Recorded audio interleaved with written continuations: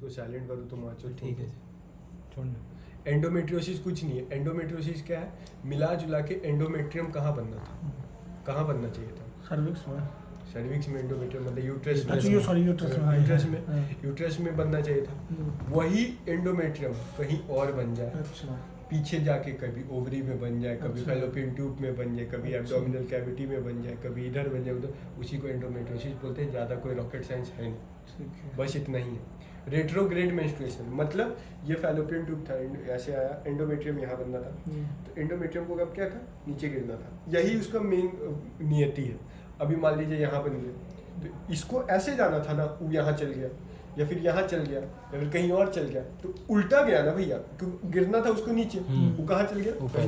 तो उसको retrograde menstruation बोलते हैं। क्या बोलते हैं? Retrograde menstruation. ज़्यादा कुछ उसमें रॉकेट साइंस नहीं है। डेफिनेशन एक थ्योरी है, सैमसन इम्प्लांटेशन थ्योरी। देखिए, endometrium also goes out through the tubes retrograde and implants in ovary ligament या बावेल। मतलब उल्टा जाके, देखिए एंडोमेट्रियम को टेक्निकली यहाँ जाना चाहिए, लेकिन फैलोपियन ट्यूब के थ्रू होके वो कहीं और चल गए, तो उसी को हम लोग बोलते हैं एंडोमेट्रियोसिस। देखिए ये क्या है ना, लगभग हर औरत में होता है, ठीक है, लगभग हर औरत में एंडोमेट्रियोसिस होता ही है, लेकिन सिम्टम्स क्यों नहीं आता है? क्योंकि इंटेंसिटी के कारण। कम हुआ तो उतना फर्क नहीं पड़ा, लेकिन ज़्यादा कब होगा? सवाल ये है, ज़्यादा कब होगा? जब एंडोमेट्रियम ज़्यादा बनेगा। अच्छा, ज़्यादा कब बनेगा? एंडोमेट्रियम किससे बनता था? इससे कौन सा हार्मोन से? घर बनाने वाला बताए थे ना, एस्ट्रोजन। एस्ट्रोजन से। तो ज़्यादा किसको होगा?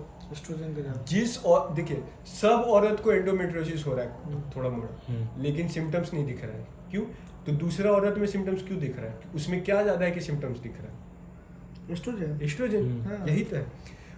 All women can have deposit, but some women due to high estrogenicity and low immunity can proliferate more and can cause more problem.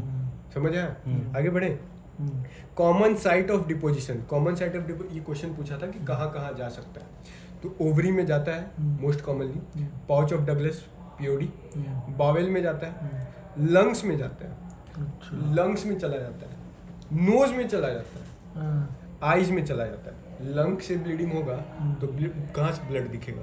आपका कफ में, तो उसको बोलते हैं पीरियोडिक हिमोप्टिसिस। अब पीरियोडिक क्यों लिखे बताएंगे। नोज मतलब एपिस्टैक्सिस, आईज में सब कंजक्टिवल हैमरेज, पीरियोडिक। इसी को हम लोग बोलते हैं वाइकैरियस मेंस्ट्रुएशन। समझ रहे हैं? औरत के आंख से खून निकलेगा जब उसको, और जब उसको पीरियड्स आएगा ना सिर्फ तभी निकलेगा। मतलब आंख से भी ब्लीडिंग कब होगा?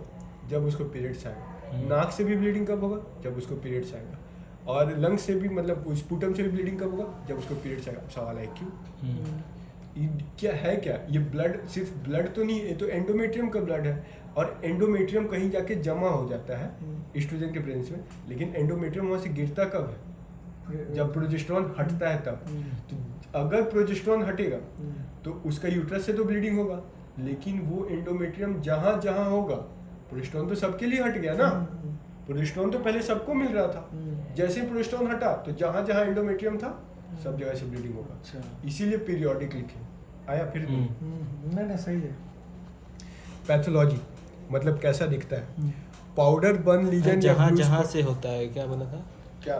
जहाँ जहाँ एंडोमेट्रियम हटेगा, जहाँ एंडोमेट्रियम जमा होगा, जहाँ जहाँ एंडोमेट्रियम जमा होगा, और जैसे जैसे प्रोजेस्टेरॉन हटेगा वैसे वैसे वो ब्लीडिंग स्टार्ट हो जाएगा।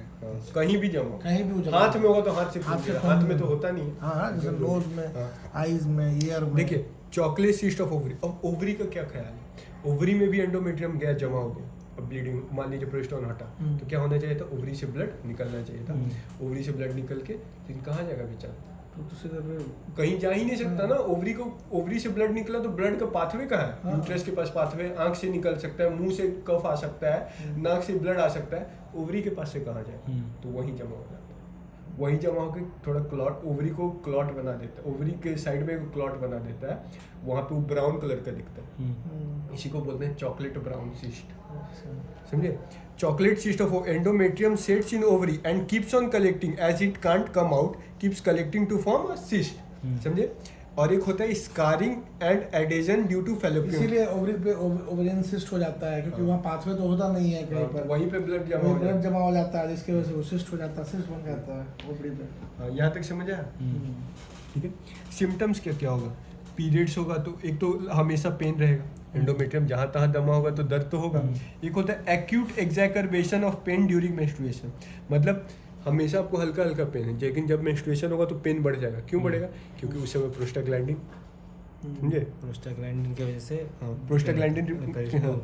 डीप डिस्पैरोनिया का मतलब होता है सेक्स में दर्द होगा। ज़्यादा डीप पेनिट्रेशन करोगे तो सेक्स में दर्द हो। डिस्पैरोनिया का मतलब होता है सेक्स में दर्द, पेनिट्रेशन से दर्द। मेनोरेजिया, एक्सेसिव ब्लीडिंग, क्योंकि ज़्यादा प्रोलिफरेशन होगा, एस्ट्रोजन जिसको ज़्यादा होगा उसी को हो रहा है। इनफर्टिलिटी होता है। सारा सब खेल एस्ट्रोजन पे है। बोले तो हम वो वाला जो पहला बोले कि वो तो एग्जाम में नहीं आएगा, लेकिन क्यों पता है? क्योंकि सारा दवाई अभी पूरा गायनी वही दवाई पे है।